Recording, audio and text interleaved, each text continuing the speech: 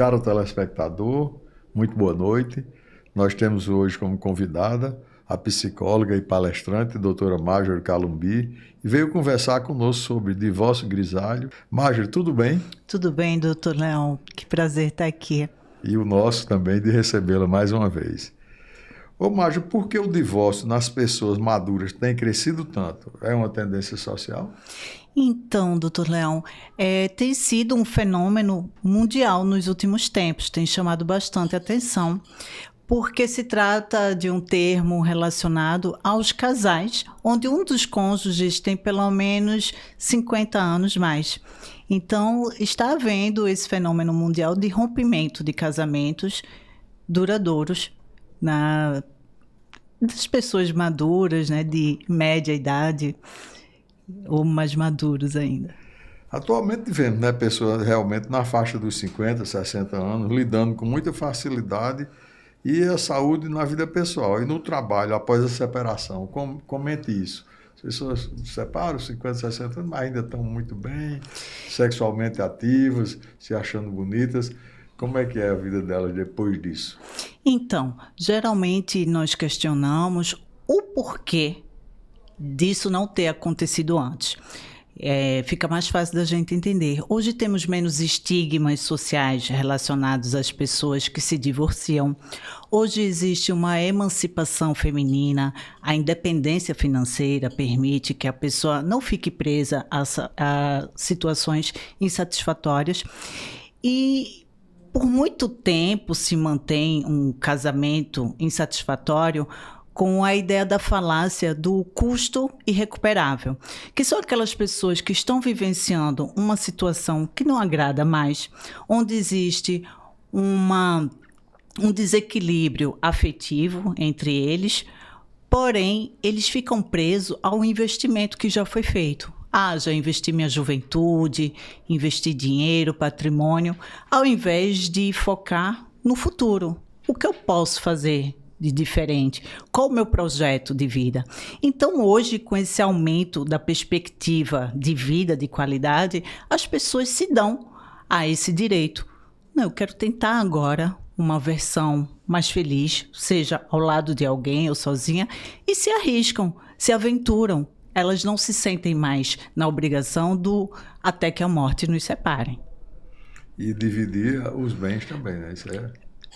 Entendemos um pouco disso. É necessário, faz parte do pacote. Algumas pessoas também ficam presas em relacionamentos que não se agradam mais com medo dessa divisão. Porém, quando elas percebem que já vivem num cárcere privado e que de repente abrir mão de metade é melhor do que estar abrindo mão de um todo de felicidade. Perder o resto da vida em cima daquilo ali. Exato. Então, elas estão também buscando mais autoconhecimento, buscando mais terapia e seguindo mais os sentimentos genuínos, né? Eu acho também num relacionamento assim, muitas afeições, né? E entre, no caso, o homem e a mulher, acontece, outras desacontecem, mas nunca vai haver um desligamento total. Eu acho que é impossível o sujeito viver 10, 20 anos com uma pessoa e, no fim, achar que ela não valeu nada. Sem Sempre dúvida. vai deixar alguma coisa, né? Por que dizer que não deu certo? Deu certo até onde foi possível dar. Porque relacionamento de sucesso não é aquele que ficou até o último suspiro, mas aquele em que eles puderam ter uma parceria por muito tempo. Tem muita gente que está casada e que já deixou de ser casal há muito tempo. Eles, na verdade, são sócios da criação dos filhos, são sócios de patrimônios, de atividades diversas, mas já deixaram de ser casal há muito tempo. Então, quando eles oficializam esse divórcio, na verdade, eles estão legitimando algo que já vem ocorrendo há um tempo, que é um divórcio silencioso. Ninguém decide se divorciar de uma hora para outra. É um processo que vem acontecendo. Então, é uma questão de tomar coragem, ter autoconhecimento e ter um respeito pela história vivenciada, que obviamente foi válida. E agora, Marjorie, a gente mudando de assunto, por que é que essa época festiva tendem a intensificar muito mais a melancolia, a solidão e o sentimento de fracasso em pessoas recém-separadas? Então, a gente costuma dizer que nesse período do ano existe muito a questão da depressão sazonal. É o tipo de depressão que acontece em situações pontuais. E as festas de final de ano trazem essa sensação.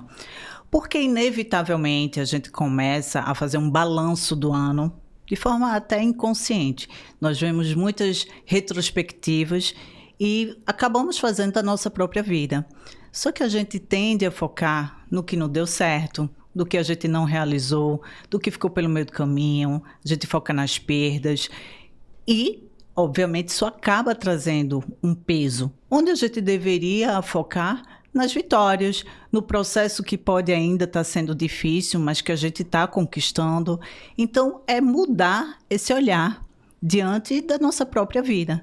Mas é sim um sentimento coletivo que tende a acontecer nessas festas de final de ano, mas a notícia boa é que na virada do ano tende a melhorar porque vem novas promessas, a esperança se renova e um novo ano aí de enfrentamento com vitórias de preferência. Que estratégias emocionais podem ajudar quem passou por um divórcio tardio a atravessar o fim do ano com mais acolhimento e menos culpa? Então, é pensar que é merecedor de ter uma vida mais honesta consigo mesmo. Porque quando a pessoa está vivenciando uma situação de infelicidade e fica protelando essa solução, ela, acima de tudo, está deixando de ser honesta consigo mesma. Então, a partir do momento que ela tem um autoconhecimento e percebe que ela é merecedora de tentar uma nova versão, novos desafios, novos projetos, ela consegue mudar e enfrentar, porque às vezes a gente precisa passar por situações e que rasga o peito temporariamente, mas que depois salva a alma. Em que momento há a necessidade de buscar uma ajuda psicológica? A gente só procura a ajuda profissional quando qualquer tipo de angústia, de sofrimento, está dificultando o nosso dia a dia. Se a gente sente uma melancolia, uma angústia, mas a gente consegue realizar as nossas atividades diárias sem que tenha qualquer impedimento, está tudo bem. Agora, se começa a ter algumas alterações, seja do sono, para mais ou para menos, no apetite, no humor, irritabilidade, está difícil convivência, choro fácil, quando esse sofrimento atinge um nível além do esperado ou do normal, e cada um tem sua própria referência do que vem a ser normal, é indicado procurar ajuda. Mas quem quiser procurar essa ajuda em você, onde é que vai te encontrar? Pode procurar lá no Instagram, @Marjorie Calumbi, ou Marjorie Calumbi Psico. Deixa uma mensagem lá no direct e a secretária do consultório retorna o contato.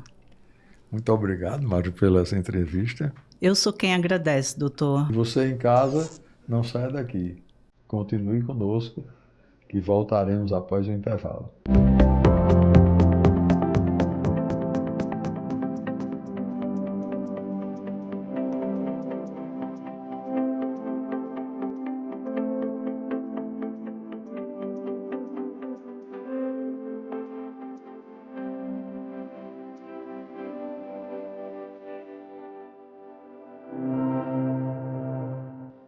Como é seu nome? Mara. Beleza. Mara, você veio aqui, o que é que eu posso fazer por você? Bem, desde pequena eu me incomodo no meu nariz. Questão de estética mesmo, né? Você respira bem, normal? Normalmente, só questão de estética. Então, Mara, agora vamos fazer um exame, porque eu quero ver também a parte interna do seu nariz, para ver se tem alguma coisa que seja merecedora de se mexer também na hora, ok? Tá. Vamos para o exame. Vamos. Levanta a cabeça um pouquinho, Mara. Vamos dar uma olhadinha aqui. Ver se tem alguma alteração interna. Uma pequena hipertrofia de corneto, mas Não é nada demais. A gente vai dar uma levantadazinha nessa ponta, que ela é muito baixa, vai mostrar mais seu lábio, você tem um lábio bonito. E a queda do nariz, ele apaga muito, entendeu? O seu sorriso. Aí a gente fazendo isso aqui vai melhorar. E fechar. Tudo bom, doutor Leão? Como vai? Tudo em ordem? Tudo bem. Trouxe aqui os exames para o senhor dar uma olhada. Esses tudo bons. Esse é cardiológico.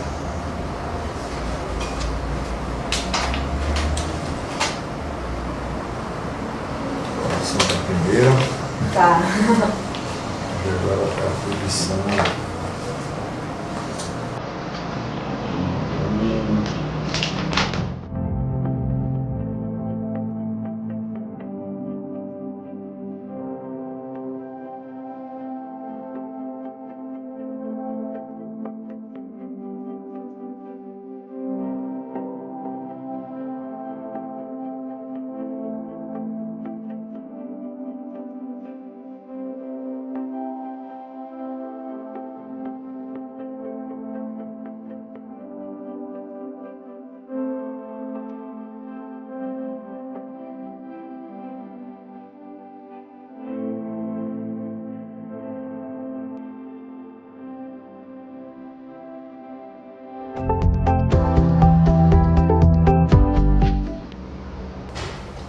Olá, menino. Doutor Leão. Vamos tirar seu curativo, ver como é que você ficou. Senta aí. Como ela incomodou muito esses dias. Pouco. Pouquinho, bem Meio pouquinho. entupido. É. Mas está respirando já melhor. Agora eu já estou respirando bem Não melhor. ficou quase nada roxo, né? Não. Fiquei surpreendida, porque eu pensei que ia ficar muito pouco. Vamos lá. Vamos. Vamos levantar aí. Vamos lá, Mara, tirar esse seu gessozinho hoje.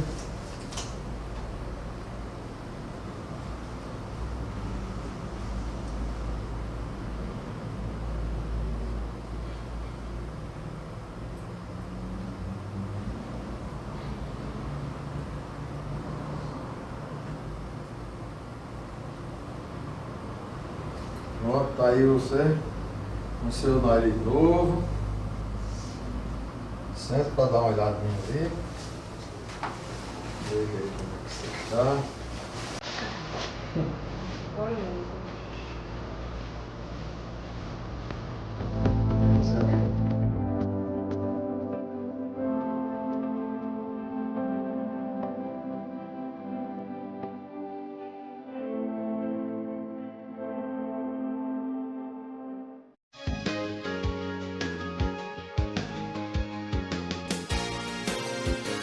Hoje vamos falar sobre mastologia e você vai tirar todas as suas dúvidas comigo, doutora Cláudia Pereira. Gostou? Então fique aqui conosco até o final.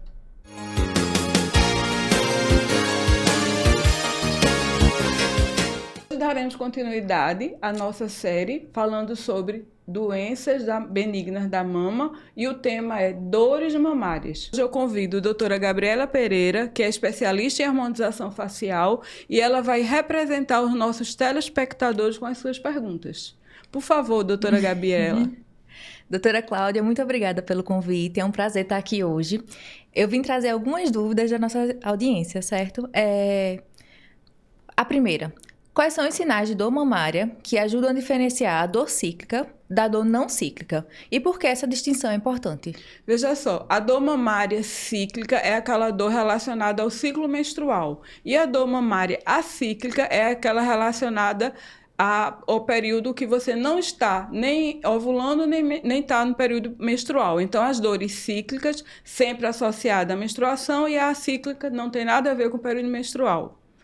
Entendi. Em que situação a paciente precisa procurar avaliação médica com urgência, sem esperar a dor passar sozinha? Veja só, a gente tem que entender que o nosso organismo funciona de forma cíclica, né? E então a gente tem um período que está ovulando e há uma preparação para a menstruação. Então, nesse período, é natural que a mama fique inchada, dolorida. Quando a menstruação chega, esses sintomas diminuem.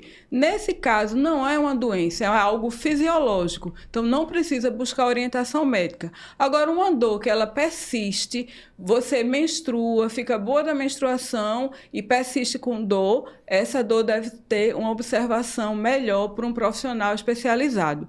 Ou naquelas pacientes que não menstruam mais, que a gente tem que lembrar que as mulheres pós-menopausa também podem ter dor mamária. Então, se essa dor for uma dor persistente, deve sempre procurar orientação médica. Doutora, agora uma dúvida da Elizabeth do Espinheiro. Ela pergunta se é verdade que fatores como estilo de vida, medicação, estresse e até tratamentos hormonais podem influenciar nessa dor mamária. Muito boa a pergunta dela. Tem tudo a ver. O estilo de vida hoje, ele determina a saúde da gente, certo? Então, assim, as mulheres que são sedentárias, elas tendem a ter mais dor, mesmo não relacionada ao ciclo menstrual. O simples fato de você ter sobrepeso vai ter mais gordura mamária, vai ter dor. Até o sutiã é um dos fatores que podem gerar dor mamária. Então, a gente tem que buscar usar um sutiã adequado, que vista bem as mamas, certo? A questão da atividade física, que é super importante, você ter um ritmo de vida que lhe permita ter um controle de atividade física, controle de peso, tudo isso vai diminuir as dores mamárias e, consequentemente, diminuir o risco de outras patologias. E lembrar também que a dor ela pode estar associada a problemas de coluna, problemas musculares, problemas de postura. Então, a dor nem sempre é de origem primária da mama, ela pode ser secundária.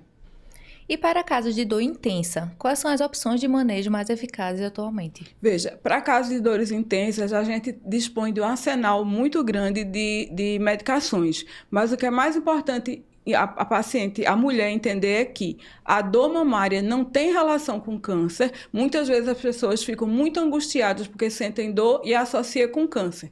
Dor mamária e câncer não andam juntos, certo?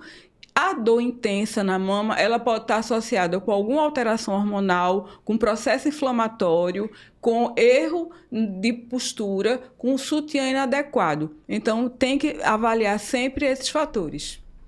Doutora, e para quem quiser saber mais sobre esse assunto, ou até marcar uma consulta com a senhora, como é que ela consegue? Veja só, eu sempre estou conversando sobre vários temas, então vocês sempre vão me encontrar no Instagram, doutora.claudia.pereira. Eu faço consultório nas Graças, na Ilha do Leite, em Boa Viagem. E será um prazer poder recebê-las. Doutora, muito obrigada pelo convite, por estar aqui hoje e muito obrigada por ter esclarecido as nossas dúvidas. Eu que lhe agradeço, doutora Gabriela. E para vocês, a audiência aí de casa, lembrem que esse mês a gente segue com o mesmo tema, Saúde Benigna das Mamas. Espero vocês na TV Nova, canal 22.1. Até breve.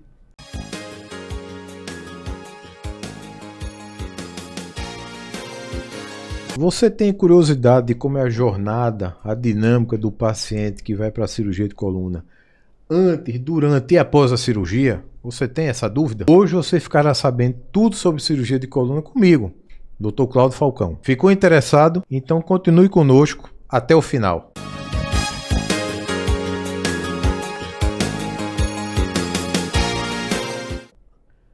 Para este episódio, eu convidei uma colega médica, a doutora Stefânia, e ela vai tirar algumas dúvidas da audiência, justamente sobre cirurgia de coluna. Vamos lá, doutora? Olá, obrigada pelo convite. E vamos falar então, doutor, daquele paciente que está com a cirurgia indicada. Primeiramente, a cirurgia é segura? Sim. Quando a gente indica qualquer que seja o procedimento ao paciente, uma cirurgia de um porte pequeno, um porte médio ou um porte grande, a gente está indicando com toda a segurança.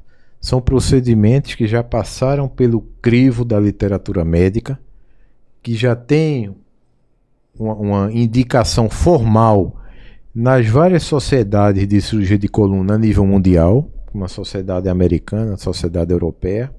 Ou seja, já está estabelecido. Claro, todo procedimento ou cirurgia tem risco, mas quando a gente põe na balança o risco-benefício, é infinitamente maior o benefício para o paciente que precisa de uma cirurgia de coluna. O paciente que está indicado a cirurgia, como é o pré, o durante e o pós-cirúrgico? O que esperar? Bem, antes da cirurgia, a gente senta e faz uma verdadeira sabatina, onde eu exponho o que é que a gente vai fazer na coluna dele e ele vem tirar todas as suas dúvidas, todas elas. Eu, inclusive, peço para que, na véspera da cirurgia, a gente entre em contato com ele e ele anote num pedaço de papel, no telefone, tudo, para não esquecer. Passada essa etapa, durante o procedimento, ou no dia do procedimento, a gente se encontra novamente, esclarece mais alguma dúvida, né? Acalma o paciente, até a indução da sedação, da anestesia, e quando ele acorda, a gente está junto. A gente está junto dizendo, mexa, faça isso, faça aquilo, tá com dor, não tá, mostrando que deu tudo certo. Que é importante a gente estar, como eu digo, a gente pega na mão do paciente desde antes e não larga depois da cirurgia. A gente só larga depois da reabilitação, quando ele está pleno para fazer tudo em sua vida. Depois de marcado o procedimento, como é o intercurso disso? O dia D, a anestesia, o internamento, a alta. O paciente está com a cirurgia indicada, demora muito até agendar, até fazer realmente o procedimento? O que é que vai faltando para chegar no dia D? Bem, quando o paciente está com a cirurgia autorizada para ser realizada, a gente marca o mais rapidamente possível. Porque o paciente de dor não deve nem suporta esperar, ele já vem de um sofrimento de vários dias, semanas e até meses.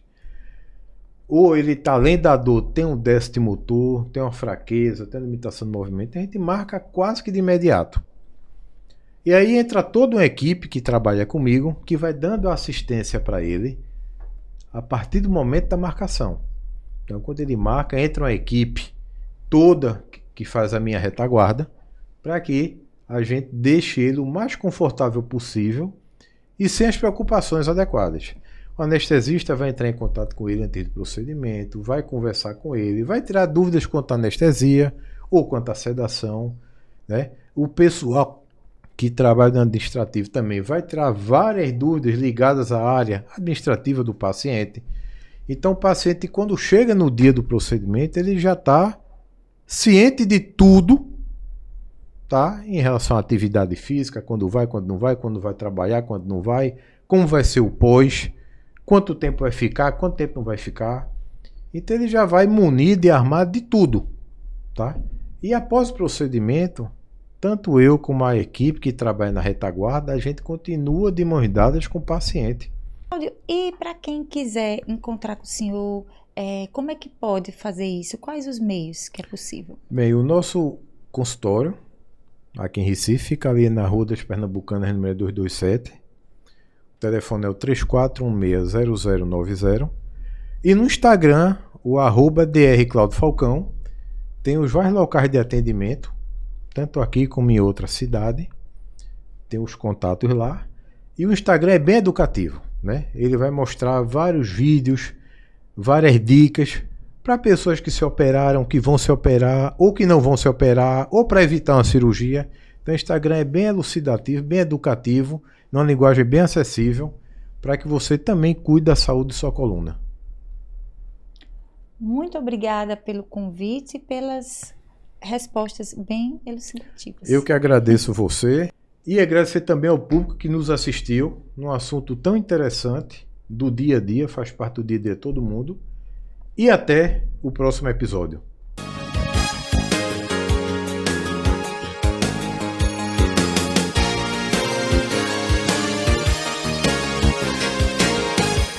Hoje vamos falar sobre o tema tricologia e queda capilar. E você vai tirar todas as suas dúvidas comigo, Jussiana Silva. Ficaram interessados? Então fica conosco até o final. E hoje vamos receber a visita de um grande convidado. Ele é uma referência hoje no transplante capilar. E eu estou falando do Dr. Tiago Gondim. Vamos lá, Dr. Tiago? Vamos sim, Jussiana. Doutor, é verdade que o transplante capilar é uma das cirurgias estéticas hoje mais procuradas? E outra coisa, é seguro?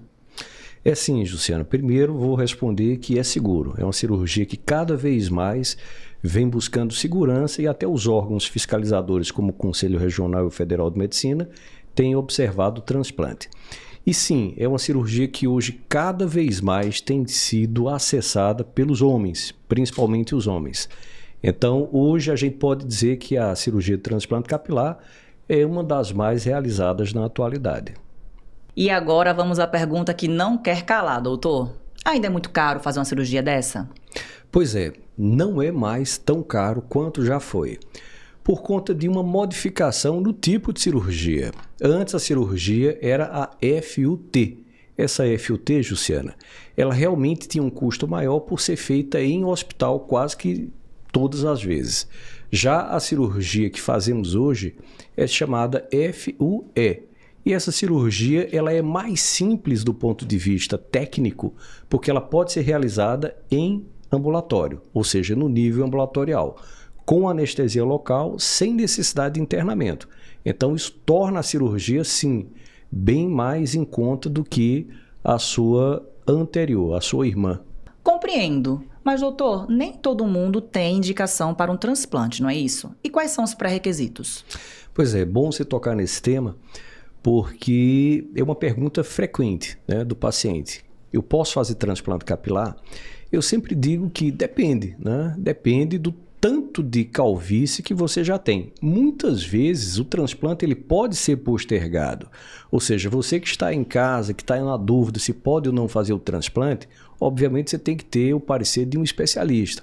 Mas muitas vezes o tratamento clínico, né, o tratamento com medicamentos, o tratamento com nutrientes, pode postergar o transplante capilar. Embora, claro, isso sempre vai ser avaliado pelos especialistas para informar se você precisa fazer logo ou se você pode postergar o procedimento. Doutor, agora aquela grande dúvida sobre o transplante. O cabelo volta a cair? Pois é. Bom, é importante que quem está em casa entenda o que é o transplante. Então, a gente, quando realiza o procedimento, a gente está transplantando um cabelo com menor chance de cair para uma região de cabelos com maior chance de cair. Então, normalmente, a gente retira o cabelo da parte posterior da cabeça para colocar na parte anterior. Então, por que isso? Porque os cabelos da parte anterior caem mais cedo. Digamos que o sujeito tenha ali na sua genética uma orientação para que o cabelo da parte anterior caia aos 25 anos, mas o cabelo da parte posterior caia só aos 80. Então, quando nós fazemos a transferência, nós estamos fazendo a transferência de um cabelo que cairia somente aos 80 anos para uma região de cabelos que caem aos 25 anos. Então, o sujeito teria agora um cabelo que só vai cair aos 80. Então, sim, o cabelo cai, ele vai cair, mas ele vai cair mais na frente. Se o paciente ele for bem orientado, ele vai fazer um tratamento para que esse cabelo que ele colocou, que cairia aos 80, que ele caia aos 90, aos 95, aos 110 anos, que isso é possível. Por isso nós dizemos sempre, quando você faz transplante capilar, você deve fazer tratamento clínico, você deve nutrir os seus cabelos, você deve ter aí um acompanhamento que vai ser por toda a vida. Porque se você não faz nada, o cabelo pode voltar a cair. Outro ponto importante é que após o transplante, 30 dias depois, todos os cabelinhos implantados caem. Isso é normal. Doutor Tiago, sabemos que o senhor está democratizando o transplante capilar através de sua escola, né? Então aproveite essa grande audiência do programa e convide os médicos para conhecerem e participarem dessa pós-graduação. Juscelino, muito obrigado pelo espaço. Nós, em 2018... pela Faculdade CBMS, começamos a primeira pós-graduação do Estado em transplante capilar. Na realidade, a primeira pós-graduação do Nordeste em transplante capilar. E o objetivo realmente é democratizar o ensino, né? Democratizar o ensino médico, porque fazendo isso nós vamos ter um maior quantitativo de cirurgiões realizando o procedimento e teremos sim um quantitativo maior de pacientes com acesso. Então a gente está conseguindo dar acesso às pessoas. Então, o curso é feito pela Faculdade CBMS, é um curso hoje de 12 meses, onde há uma imersão em procedimentos cirúrgicos, sobretudo no transplante capilar pela metodologia FUE. Doutor, e quem quiser saber um pouquinho mais sobre todo esse tema que nós conversamos aqui, como ter acesso a essas informações? Veja, nós temos um trabalho, inclusive, de desmistificar o transplante capilar. Tanto a parte de tricologia quanto a parte de transplante capilar, ela é discutida lá no nosso Instagram, você pode ter acesso a ele, vai estar aqui na descrição. E lá realmente fazemos discussões sobre temas interessantes, importantes, que vai ajudar você a decidir se você precisa ou não fazer um transplante capilar. Muito obrigado, doutor, por todas essas dicas, ser tão esclarecedor. Juciana, eu que agradeço e estamos à disposição para outros momentos. Doutor Tiago, muito obrigado. Eu agradeço muito sua participação. E você de casa, que sofre com queda capilar, muito cuidado, né? Cabelo é marcador de saúde. Então, se você está com queda capilar, procure ajuda. Acesse o nosso perfil revitafio.parnamirim e marque agora mesmo uma consulta, uma avaliação para entender melhor o que está acontecendo com o seu cabelo, com a sua saúde. Muito obrigado pela sua audiência e nos vemos no próximo Momento Revita Fio. Até lá!